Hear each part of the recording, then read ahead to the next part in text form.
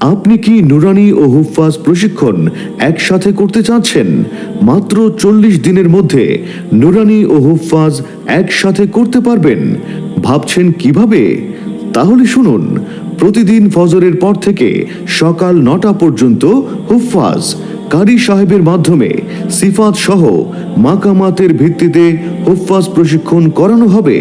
বাকি অন্য সময় নুরানি পূরঙ্গ কোর্স, আরবি, বাংলা, ইংরেজি ও গণিত কোর্স করানো হবে।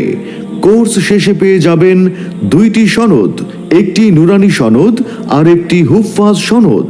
বিশেষ দ্রষ্টব্য, প্রশিক্ষণের পর সকলের খেদমতের ব্যবস্থা করা হবে 100% ইনশাল্লাহ।